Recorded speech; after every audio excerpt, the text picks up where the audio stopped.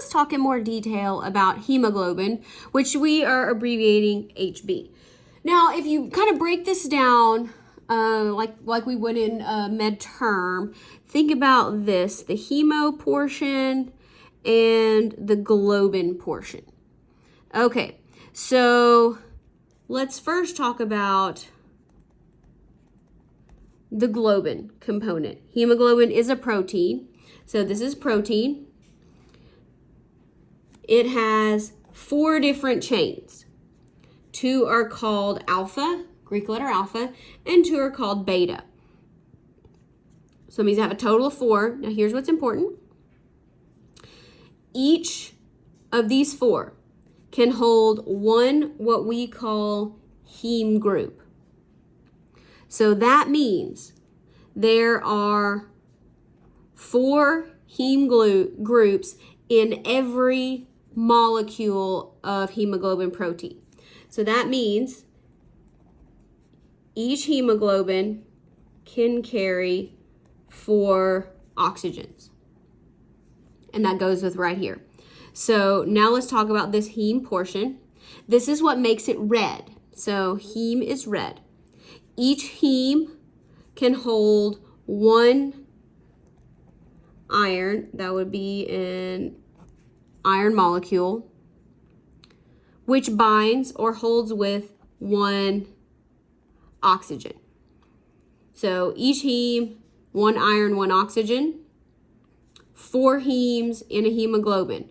So hemoglobin, 1 hemoglobin carries 4 oxygens. Okay, so let's do a little bit of math here. Each red blood cell has 250 million hemoglobins. Each hemoglobin carries 4. That means, are you ready? 1 billion with a B, not dollars, oxygen molecules. Hence why we say red blood cell, little bag of hemoglobin. So there's 2 types of hemoglobin. Here, let me actually show you this photo. This is on page 710 in the 4th edition. So this is our hemoglobin. So you have alpha chains, they're diagonal, beta chains, they're diagonal. Here's what we care about. The red ring, 1, 2, 3, 4. So each hemoglobin has 1, 2, 3, 4 hemes. Each heme carries 1 oxygen. So this is what it looks like. Don't worry about having to draw it or anything like that. Now, oxyhemoglobin, this is our hemoglobin with oxygen bound, stuck on, attached to the heme, bound to. So when that happens, there is a very slight 3-dimensional shape change. And with that, so it becomes, that little change makes it appear bright red or scarlet. And this is what happens in the lungs.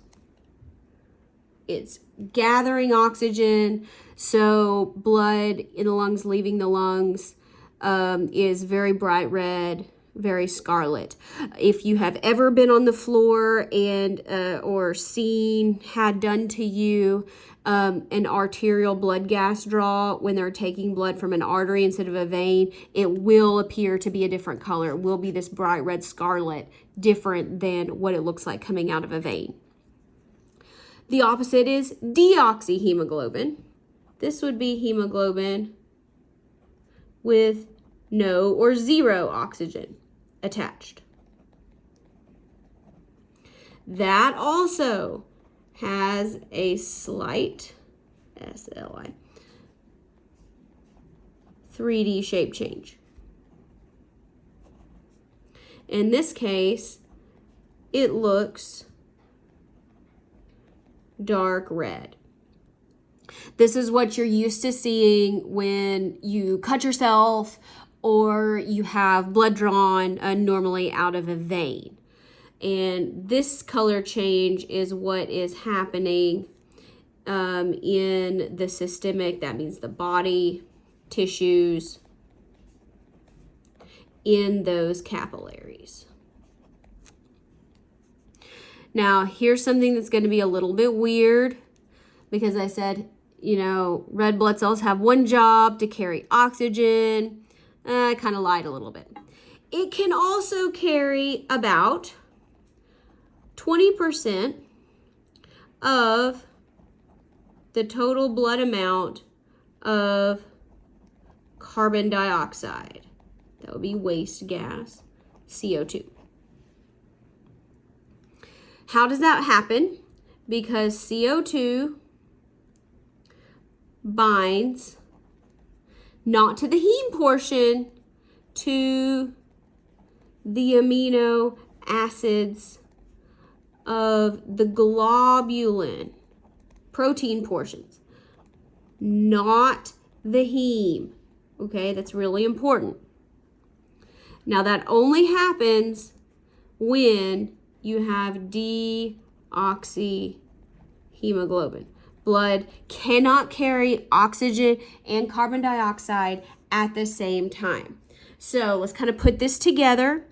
Carbon dioxide binds to amino acids of the globulin. Throwing that together, carbaminohemoglobin. So carb for carbon dioxide, amino for the amino acids of the hemoglobin component. So that's kind of a lot. Let me show you on this picture here. Oxygen attaches only at these heme portions. CO2 attaches anywhere else that's not heme. And this can only happen when there's no oxygen bound.